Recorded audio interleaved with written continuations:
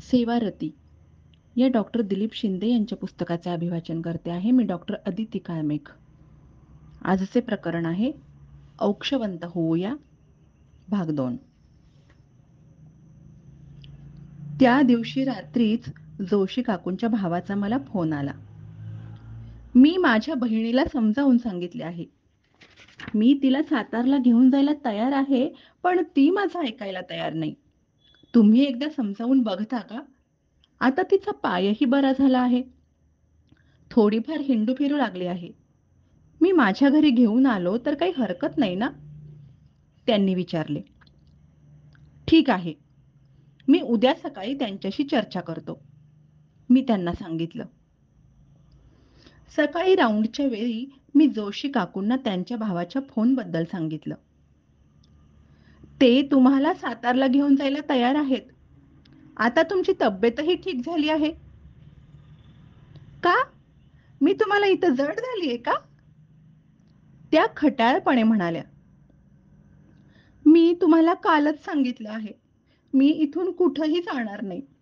भावाचंही वय झालं आहे. त्याच्या सुनेला उगीच कशाला त्रास द्यायचा. आता इथून पुढं शेवटपर्यंत मी तुमच्याकडेच राहणार आहे. काकू काहीशा भावूक होऊन म्हणाल्या. जोशी काकू म्हणजे उत्साह आणि चैतन्याने ओतप्रोत भरलेलं दिलखुलास व्यक्तिमत्व. माझ्यावर त्यांचे पुत्रवत प्रेम आहे. मी तणावात असलो किंवा थोडाफार उदास दिसलो तर लगेच जवळ बोलावून माझी विचारपूस करतात. सर्व काही व्यवस्थित होईल, तुम्ही काळजी करू नका, असा धीर देण्यामध्ये त्या कधीही मागे हटत नाहीत. त्या सदैव इतक्या प्रसन्न आणि आनंदी असतात की त्यांना इथं देखभाल आणि सेवा शुश्रूषेसाठी भरती केलं आहे हे प्रथम दर्शनी कोणाच्या लक्षातही येणार नाही. 1.5 वर्ष झाले त्या संवेदनामध्ये आहेत. त्यांना आम्ही हॉलच्या दर्शनी भागातील समोरचा बेड दिला आहे. त्यामुळे त्यांचे येणाऱ्या जाणाऱ्यावरही लक्ष असते. मी वेळोवेळी अनेक बाबतीत त्यांचा सल्लाही घेत असतो. त्या मुंबई महापालिकेमध्ये लेखनिक म्हणून नोकरीला होत्या. त्यांचा नवरा वारल्यावर त्यांना अनुकंपा तत्वावर नोकरीला घेतले होते. त्यांचा एकुलता एक तरुण मुलगा सुद्धा हार्ट अटॅकने वारला होता. जोशी काकू आध्यात्मिक वृत्तीच्या. होणारी गोष्ट चुकत नाही, पण येईल त्या परिस्थितीला सामोरे जाण्याचे बळ दे, अशी प्रार्थना केवळ आपण करत राहायची असे त्यांचे म्हणणे असते. मुलाच्या मृत्यूनंतर त्या मुंबई सोडून सांगलीमध्ये राहायला आल्या होत्या. त्या आपल्या दिरासोबत आणि जावेसोबत राहायच्या. त्यांना खूप वर्षांपासून डायबिटीसचा त्रास आहे. पायाला जखम झाली होती. त्यात पुन्हा पाय फ्रॅक्चर झाला. त्यामुळे जखम वाढून पायाला गँग्रीन झालं. त्यांची देखभाल आणि सेवा शुश्रूषेसाठी त्या आमच्याकडे भरती झाल्या. पण त्यांची पायाची जखम दिवसेंदिवस वाढतच चालली होती. ऑर्थोपेडिक डॉक्टरांनी त्यांना गुडघ्यापासून खालचा पाय कट करण्याचा सल्ला दिला होता, पण काकू त्यासाठी तयार नव्हत्या. स्वामींची इच्छा असेल तर मी जायला सुद्धा तयार आहे, अशी निर्वानिर्वीची भाषा त्या बोलायच्या. एके दिवशी सकाळी मी बराच वेळ त्यांची समजूत काढली. पाय महत्वाचा का तुमचा जीव महत्वाचा? आपण तुम्हाला नंतर जयपूर फूट लावूया. तुम्ही हिंडू फिरू सुद्धा शकाल. माझं ऐका आणि ऑपरेशनला तयार व्हा. तुमच्या मुलांना सांगितलं असतं तर तुम्ही ऐकलं असतं की नाही? मी त्यांच्या डोळ्यात डोळे घालून म्हणालो होतो. मग मात्र काकू विरघळल्या होत्या. ऑपरेशनला तयार झाल्या. पण मी वरचेवर त्यांना हॉस्पिटलमध्ये भेटायला यायचं आणि तेथील 24 तास एक सिस्टर त्यांच्या सोबत असेल, अशा अटी त्यांनी मला घातल्या. मी त्यासाठी आनंदाने तयार झालो. ऑपरेशन दरम्यान त्यांची प्रकृती एकदा गंभीर झाली होती. जवळपास 15-20 दिवस त्या हॉस्पिटलमध्ये होत्या. पण उपचारांसोबतच श्रद्धा आणि इच्छाशक्तीच्या बळावर त्या बऱ्या झाल्या. तेथून डिस्चार्ज मिळाल्यानंतर पुन्हा संवेदनामध्ये आल्या होत्या. सध्या त्यांना जयपूर फूट बसवला आहे. त्यामुळे त्या थोडंफार हिंडू फिरूही शकतात. काकूंना गाण्याची खूप आवड आहे. त्यांचा आवाजही छान आहे. बऱ्याच वेळा सायंकाळी त्या येथील काही आजी-आजोबांना एकत्र जमवून अंताक्षरी खेळत असतात. तसेच रिकाम्या वेळेत त्या लोकरीचं विणकाम करत बसलेल्या दिसतात. कोणाचा वाढदिवस असला किंवा कोणी मान्यवर संवेदनाला सदिच्छा भेट द्यायला आले, की त्या लोकरीपासून बनवलेल्या वस्तू त्यांना भेट देतात. जोशी काकूंचा स्वभाव खूप उत्सवप्रिय आहे. 22 मार्च रोजी आपले पंतप्रधान नरेंद्र मोदी यांनी जनता कर्फ्यू जाहीर केला होता. त्या दिवशी सायंकाळी 5 वाजून 5 मिनिटांनी देशवासियांना दरवाजा, खिडकी किंवा गॅलरीत येऊन टाळ्या वाजवा, थाळ्या वाजवा किंवा घंटानाद करा असं आवाहन केलं होतं. कोरोना विषाणूचा प्रादुर्भाव आटोक्यात आणण्यासाठी वैद्यकीय क्षेत्रामधील तसेच अत्यावश्यक सेवांमधील कर्मचारी अहोरात्र काम करत होते. त्यांच्या प्रति कृतज्ञता व्यक्त करण्यासाठी हे आवाहन केलं होतं. जोशी काकूंनी येथील काही आजी-आजोबांना एकत्र जमवून टाळ्या आणि थाळ्या वाजवून आम्हा सर्वांना धन्यवाद दिले होते. तसेच 5 एप्रिल रोजी रात्री 9 वाजता 9 मिनिटांसाठी घरातील सर्व लाईट्स बंद करून घराच्या प्रवेशद्वाराजवळ किंवा बाल्कनीमध्ये दीपप्रज्वलन करण्याची साद पंतप्रधानांनी घातली होती.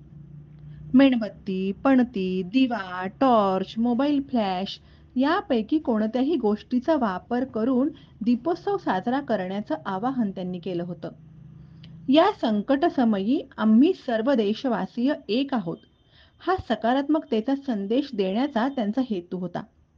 त्या दिवशी सुद्धा जोशी काकूंनी येथील सिस्टर्स आणि मावशांच्या मदतीने संवेदनामध्ये दीपोत्सव साजरा केला होता. आम्ही सर्व खबरदारी घेऊन सुद्धा आमच्याकडे व्यवस्थापिका म्हणून काम करणाऱ्या माधुरीचा रिपोर्ट कोरोना पॉझिटिव्ह आला होता. तिला भारती हॉस्पिटलमध्ये ॲडमिट करावं लागलं होतं. पण आठवड्यातच तिच्या प्रकृतीत सुधारणा होऊन तिला डिस्चार्ज मिळाला होता. संवेदनामधील आणखी एका आजोबांचा रिपोर्ट सुद्धा कोरोना पॉझिटिव्ह आला होता.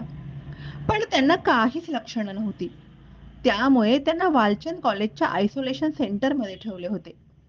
या सर्व ताणतणावाच्या दिवसांमध्ये जोशी काकूंनी आणि येथील सर्वच आजी-आजोबांनी आम्हाला खूप धीर दिला. त्यामुळे संवेदनामधील वातावरण आम्ही सदैव आनंदी आणि हसते-खेळते ठेवू शकलो. दिनांक 21 ऑगस्ट रोजी संवेदनाचा 4था वर्धापन दिन आणि माझा वाढदिवस होता.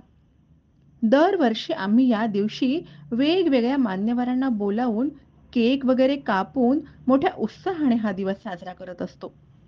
यावर्षी मात्र वर्धापन दिन आणि वाढदिवस साजरा न करण्याचं मी ठरवलं होतं. सर्वांच्या चेहऱ्यावर मास्क असणार, त्यामुळे केक कापून तो एकमेकांना भरवताही येणार नव्हता. तसेच या निमित्ताने बाहेरच्या कोणाला बोलवणे आणि गर्दी करणे सुद्धा योग्य नव्हते. त्या दिवशी सकाळी मी नेहमीप्रमाणे संवेदनामध्ये आलो आणि राउंड घ्यायला सुरुवात केली. पाहतो तर जोशी काकूंनी आपल्या बेडच्या शेजारच्या स्टूलावर पंचारतीचं ताट तयार करून ठेवलं होतं. माझ्या वाढदिवसानिमित्त मला ओवाळताना त्यांच्या चेहऱ्यावरची प्रसन्नता आणि ओसंडून वाहणारा आनंद पाहून मी सद्गतीत झालो. मी त्यांच्या पायाला स्पर्श करून नमस्कार केला.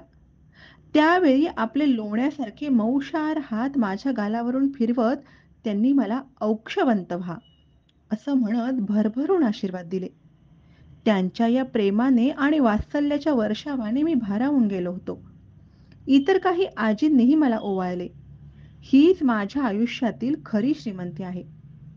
कोरोना महामारीच्या या तणावकारक दिवसांमध्ये सुद्धा येथील आजी-आजोबांचे आनंदाने फुललेले चेहरे पाहून मी काहीसा अचंबित झालो. जागतिक कीर्तीचे तत्वज्ञ बिल ड्युरांट यांनी लिहिलेल्या on the meaning of life या ग्रंथामधील एक पत्र आठवले. त्यावेळी न्यूयॉर्कमधील तुरुंगात जन्मठेपेची शिक्षा भोगत असलेल्या ओवेन सी मिडल्टन यांचे ते हेलावून टाकणारे पत्र आहे. आनंदी जगण्याचा संबंध हा धर्म, शिक्षण, सत्ता, संपत्ती यांच्याशी किंवा भौगोलिकतेशी किंवा सामाजिक स्थानाशी जोडता येणार नाही. कारण आनंदाचा संबंध हा मानसिकतेशी असतो. ज्या प्रमाणात मानसिक संतुलन, त्या प्रमाणात जीवनाला अर्थ प्राप्त होतो. ते संतुलन असेल तर बाहेरचे जगणे जेवढे आनंदी आणि समाधानी असते, तेवढेच तुरुंगामधीलही असू शकते. बाहेरचे लोक सदा सर्वदा आनंदी नसतात, तसेच तुरुंगातील लोकही सदा सर्वदा दुःखी नसतात, असा त्या पत्राचा थोडक्यात भावार्थ आहे. संवेदनामधील अंथरुणावर खेळलेल्या आजी आजोबांची भावस्थिती अनुभवताना मला याच भावार्थाची प्रचिती येत होती. या कसोटीच्या काळात येथील आजी आजोबांचा हा दृष्टिकोन आपले मानसिक संतुलन राखण्यासाठी बळ देणारा वाटतो. आपणासही कधी-कधी एकटेपणा वाटला, तर आपल्या कुटुंबातील आणि समाजातील ज्येष्ठांशी संवाद साधून पहा. त्यांचे अनुभवाचे बोल परिस्थितीशी दोन हात करण्यासाठी आणि जगण्यासाठी ऊर्जा देतात. चला, त्यांचा तोंड भरून आशीर्वाद घेऊया आणि औक्षवंत होऊया. धन्यवाद.